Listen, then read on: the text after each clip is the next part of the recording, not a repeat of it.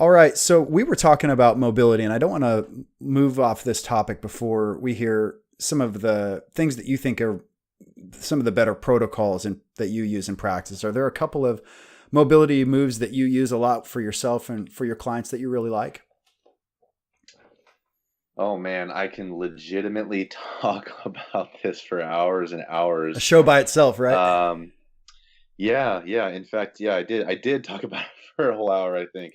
But some of the most common ones. All right, so I think about it with three different areas of the body that I find most people are impacted in some way, shape, or form: shoulders, hips, and ankles. And so from the head down, I go with what your subscapularis, which is a muscle that's buried deep down inside of your shoulder.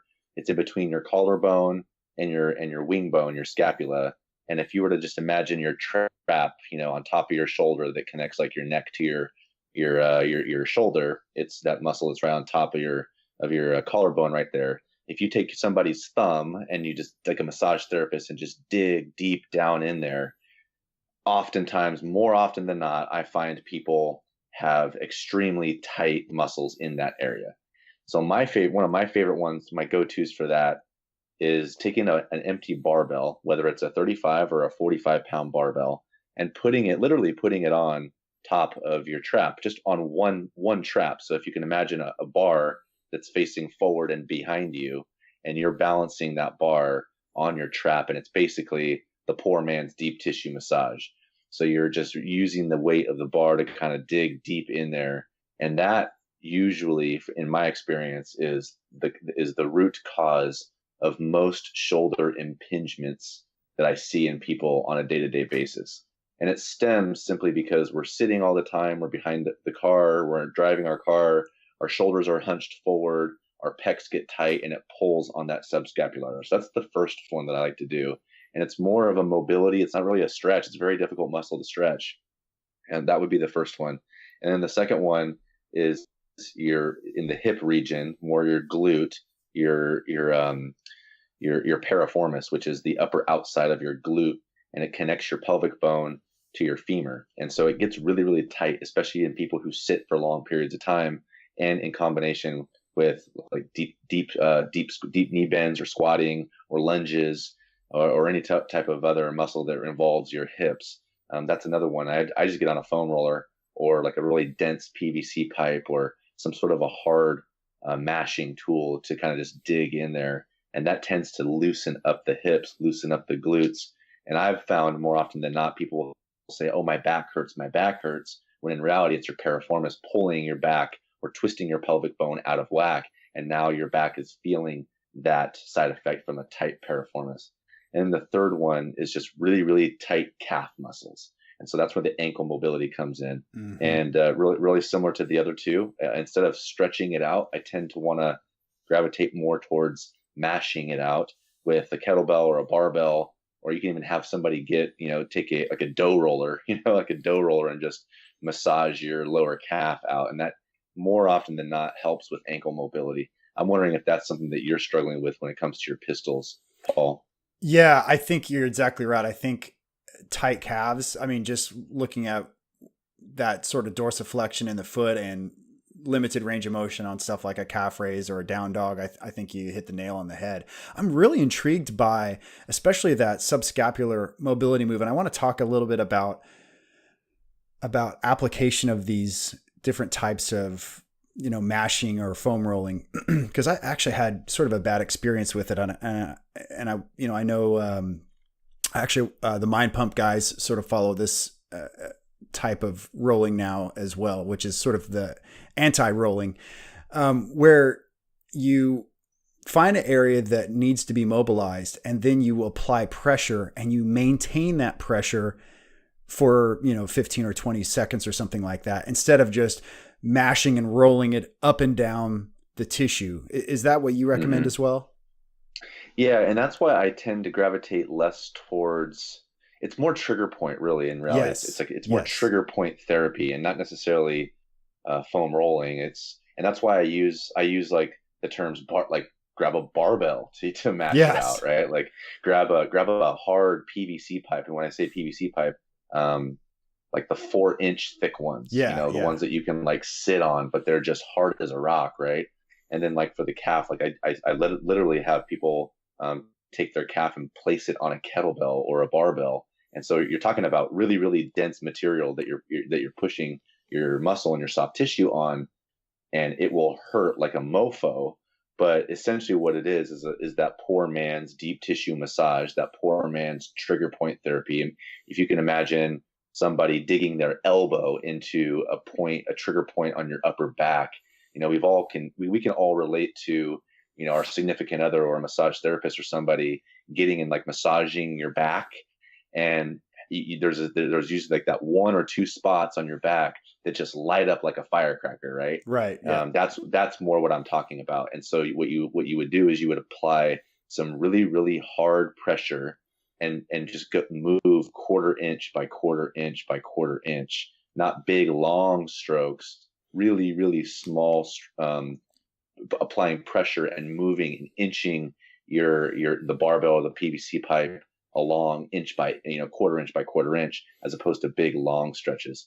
So I'm glad that you asked that clarifying question, because I think there's pros and cons to both. I would definitely incorporate some sort of really soft foam rolling into your mobility routine.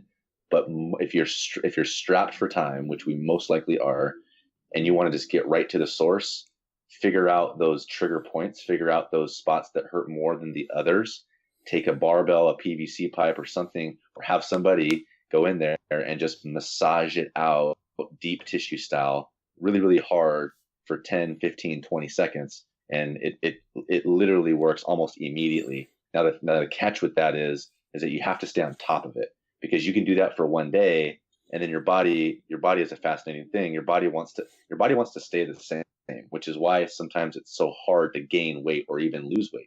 Your body gets accustomed to what you have going on. So if your body is used to being really, really tight in the shoulders, it wants to, unfortunately, stay really, really tight in the shoulders. And so you're going to have to really, really stay on top of it. So just doing it one day or even 2 days in a row is not going to make all that much of a difference. It'll have an immediate effect, but then it will go right back to what it was, because your body wants to stay the same. So in order to get that long lasting loosening effect of the muscles, you're going to have to do this every day for 7, 10, 14 days even, in order to really, really feel the long lasting effects of it.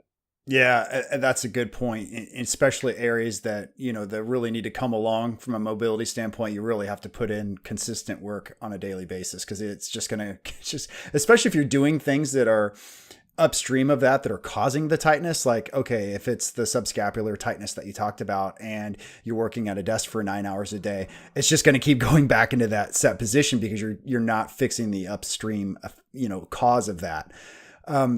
And I've sort of come full circle on this. I talked to my friend Anna, who actually is a CrossFitter as well, like yourself. And she actually has, you should have her on your show sometime. She actually has her own really cool gym that she runs out of her barn in Kansas. And she does a lot of CrossFit type of workouts. She's really cool. And she and I had a conversation about foam rolling. And my story, I actually wrote an article earlier this year called 3 Reasons to Not Foam Roll. So just to sort of tell you where I came from, like I do with everything, I took it to an extreme. I have the hardest roller that you can have. And then I wasn't happy with that. So I got the rumble roller, which is the super hard one with the notches in it that dig into your body even further. And I thought, the more you do it, the better. And so pre-workout, smash the whole body. Post-workout, smash the whole body. You got 5 minutes to spare, smash the whole body. And so obviously I was doing what you fear with foam rolling, which was I was probably creating new scar tissue. Yes, I was probably breaking up, any muscle fibers that needed to be broken up and re-healed back together, but I was also just causing a lot more damage than I was good. And I listened to a show that talked about Aldoa and basically taking proper care of your fascia. And, they were a little bit concerned about the actual rolling. Like, what happens when you roll? You're actually driving,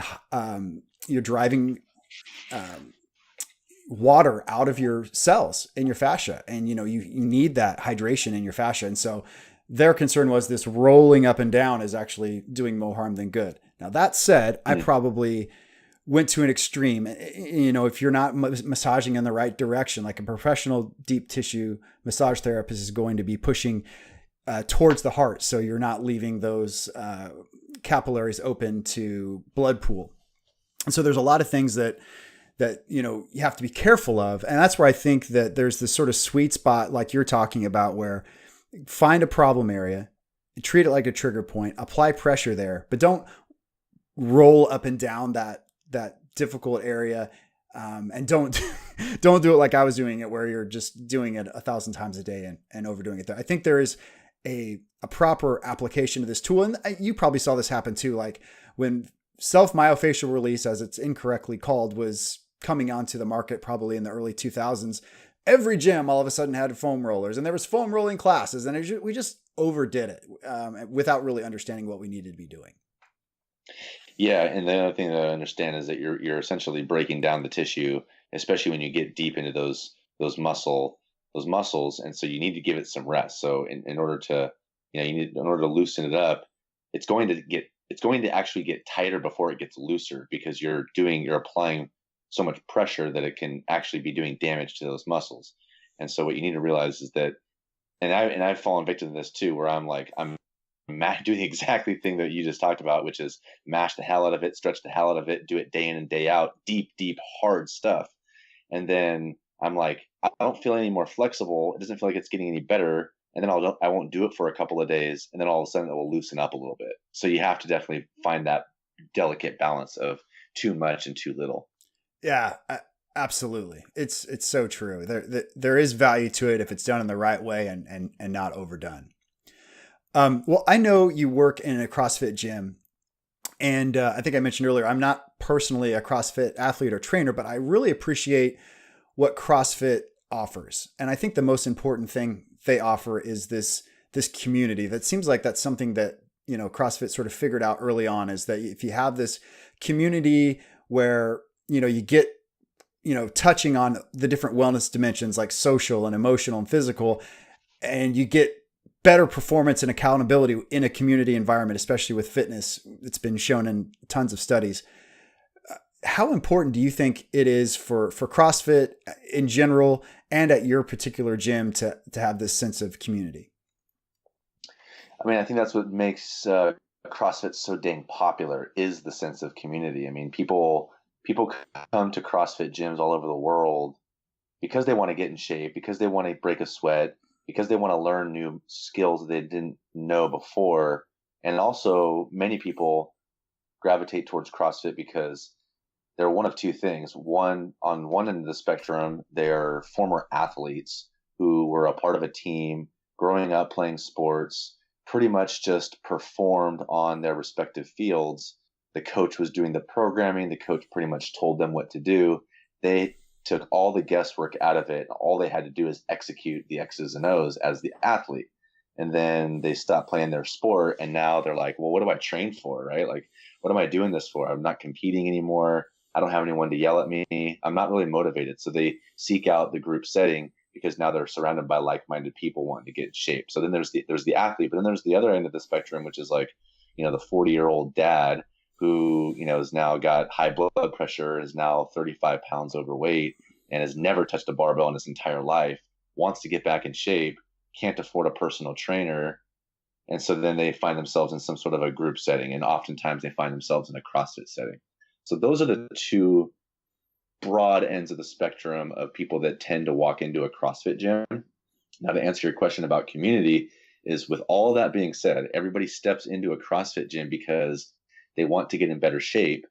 What keeps them around more often than not is the fact that they're having fun while they're doing it, and they're having fun with other people while they're doing it. Today, as it stands today, the day of this recording, it's like a week before Christmas, and we had our 8 a.m. class came in with white elephant gifts, and they sat around for 30 minutes after class, high-fiving each other, drinking coffee. They got a kick-ass workout today. It was an amazing workout, but then they stuck around for 30 minutes doing a white elephant exchange. And that's the kind of stuff that they genuinely, I mean, when it boils down to it, I think most people stay at CrossFit gyms because they want that sense of community. They feel better when they leave, not just because they broke a sweat, but because they got they have a place to belong. I mean, there's study after study that show that if people have a purpose in life, if they have places to be, people to see, they're going to live a whole heck of a lot longer than the hermit that doesn't have anywhere to be and nobody's relying on them. And so I think that what helps people stay is that sense of community. So to answer your question, it is extremely valuable. If it wasn't for the sense of community, I don't think CrossFit would be as big as it is today. And I don't think group setting classes would be as big. I mean, there's Orange Theory and F45. I don't know what you got out there in China, but there's got to be other stuff, right? Other than CrossFit, that's group stuff. Yeah, actually, I wasn't sure what to expect here in Hong Kong. I started this company about a year ago, and I was just sort of putting feelers out there. We live in a big building. It's like 42 stories, and there's quite a few different blocks in it. So there's thousands of people, thousands of families that live here. And I was just starting out as a feeler, like, I wonder if people would be interested. We have a little gym here. I wonder if they'd be interested in personal training. I'd like to do that. And I'd wonder if they'd be interested in group classes. The weather here is pretty nice year round. So I'll teach classes out on the playground. Would anybody be interested in this? And I've been overwhelmed by the initial response of, oh yeah, that sounds really great. And this is for 6 a.m. so people can get back inside by 7 and get showered and get off to work. But what's been more impressive and exciting to me is this little community that we've built, just my little 6 a.m. Monday, Wednesday, Friday class on the playground outside of our building. And it's not so easy to get everybody up and out the door and exercising at 6 a.m. And so it's that accountability. It's that little community that we have that really has made it successful. And it's not me. It's just everybody coming down there, and you have that sort of built in, like you said, there's that fun piece of it, but there's also study after study of, hey, if you think that person next to you is working as hard as you, or maybe even harder, you're going to be more likely to do that. So I agree. I think that's one of the great things about CrossFit. And you just, the icing on the cake is that accountability. I mean, there's so many times when somebody hasn't shown up for a week or two, and the first thing that happens when they walk in is they get shit for it. Hey, where you been? Yeah, exactly. And it's in a loving way. It's definitely not in a bad way. But people don't want to get picked on. People don't want to get called out that they've been missing the gym. And so there's that accountability piece. Everybody has each other's phone numbers. They're texting each other about the workouts that they're about to do. They're texting each other about how sore they are, yada, yada, yada. And it's just something that really, really helps keep people motivated, because not everybody is the person that, and as I get older, I mean, I'm becoming less and less motivated to work out by myself. So I crave the group classes, because I know I would just probably skip out on half of the workouts that I was supposed to do if I didn't have anybody to hold me accountable. So I've surrounded myself not only with group setting stuff for my own fitness, but I've also surrounded myself with other people to keep me accountable that I work out with, just one-on-one, just the two of us. So I think that the accountability piece, I mean, yeah, I'm glad that you followed up with that, because that can't be understated either, is the accountability. It's funny. I mean, it's a very real, almost tactical thing that happens. Like, I've noticed even for myself, I'm pretty well motivated to do my own workouts, but if there's somebody else in the gym while I'm working out, most people know sort of what I do. And I'm like, well, gosh, I've got to do these extra couple of reps. I'm Paul, the trainer guy, right? Like, I've got to make sure I'm working hard over here. So even if we're not working out together, if there's somebody else in the gym, I feel like I sort of have to represent. Well, Danny, real quick, I know you've got to go. I want to ask you a question I ask all of my guests, because I think we can learn something from everybody today on how they do this. I'd like to know how you find your own personal wellness balance. And this can be sort of occupational, spiritual, physical, environmental, social, whatever sort of comes to mind. What are some of the things that you do to help you just stay well and balanced throughout each day?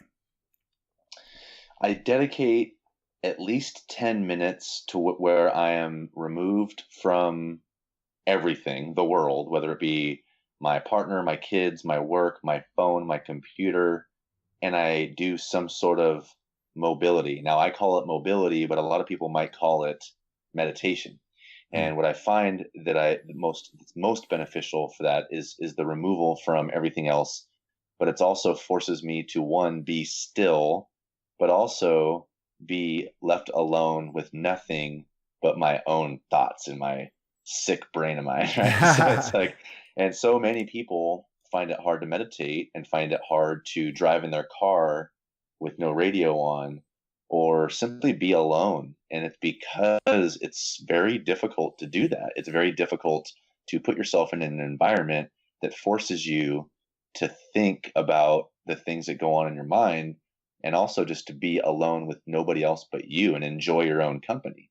And so I find that's to answer your question, that is what I do most often, that I think many people can value from, is set aside a small chunk of time. It doesn't have to be long, or a long period of time, doesn't matter, but at least 10 minutes to sit, reflect on the day that is about to happen. If you want to do this in the morning, stretch out a little bit, get your phone out of your hand, turn off the TV, turn off the music, and just be still with nothing but you and your own thoughts. And that's how I find a little bit more of a balance when it comes to this chaotic world that we live in, and just staying sane.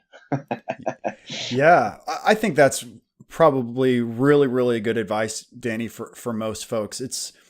To your point, in this chaotic world, that is what we want to do the least of, is emphasizing our parasympathetic nervous system, being quiet, still with your thoughts, like not being on your phone, not looking at the computer, just taking 10 minutes away from that. It sounds like a small thing, but most people don't do this. And it's been shown, especially if you do like, if you pair that with some sort of gratitude, it actually adds like 10% longevity to your life. I mean, it's incredibly powerful. We're not asking about a huge amount of time per day. 5 or 10 minutes a day is a pretty small request to add 10% to your overall longevity. It's very important. Yeah, I think that's good. I don't doubt it at all. And I think that the reason not many people do it is because it's not easy to do. It's very difficult to do, or else everybody would do it, because there's so much value in it. But it's scary. It can be freaking scary to be alone and to sit in silence and not be glued to anything else other than just you and yourself and your thoughts. But I've found tremendous value, and that's one of the side things. On a side note, that's one of the side effects or side benefits that I've gained value in stretching, because when you're stretching, like, you can't do anything. You're sitting still for a prolonged period of time. And so I just found that to be very peaceful and quiet. I do this usually before I go to bed, and I just found myself reflecting on the day. If there was something that was said to me, or I heard something negative, I would process it in my own thoughts, and just it was more of a cleansing experience. And so, and many people do this in the form of meditation, and that's fine. But I just strongly suggest everybody take at least 10 minutes to be removed from outside elements and just be still with your own mind. That's really good. Have you found that when you're consistent with that, you're able to apply that throughout your day? Like you're talking about, like just being still and letting your thoughts sort of wash over you, which is sort of meditative. Some people talk about taking that and applying it into daily life. So like I've heard it described as like traffic. And if there's a car going by and that's anger, not getting in that car for a ride, or there's another car that goes by and it's sadness or frustration or whatever, and just letting those pass you by. Have you been able to take this practice, this sort of mobility and meditation-ish practice, and seen it apply in situations where you might normally get frustrated or might normally get angry or whatever, to be able to stay calm? I've never put those pieces together the way that you just eloquently described. That was very, very nice. But I would agree with that. I often tell people that since prioritizing flexibility and mobility and recovery, like what I've been explaining, I've found myself being more patient just in general in my day-to-day life. And I think that, maybe you're right. Maybe that is exactly what it is. I'm starting to be able to be a little bit more mindful about the things that are happening, and be a little bit more flexible, not physically flexible, but just flexible with my emotions and flexible with my mindset. And I think that those are things that very, very much apply to me. I never really put those pieces together, but I can say with 100% certainty that in the year and a half to 2 years that I've really, really been prioritizing flexibility and mobility, I've gotten drastically more patient in my day-to-day life. That's so cool. Yeah, I bet that's, even though crazy. you're not necessarily directly thinking about it, I bet that's exactly what's happening. Yeah, thanks, Paul, for putting that together for me. Well, Danny, I know you've got to go. I've had you for a long time. We didn't cover, there's probably 7 or 8 questions that I mean, you have experience in the police force. I want to ask you about that. I want to ask you about more about your own podcast. We're both dads and are able to stay fit as dads. Your personal inspiration and motivation. Like, there's so many questions that I didn't get a chance to ask you today. So I hope I can steal you for another hour and a half sometime soon and have sort of a part 2 of our show sometime. 100%, man. I had a great time. It was fun to chat, and I look forward to having you on my podcast as well. I'd love to. That would be awesome, Danny.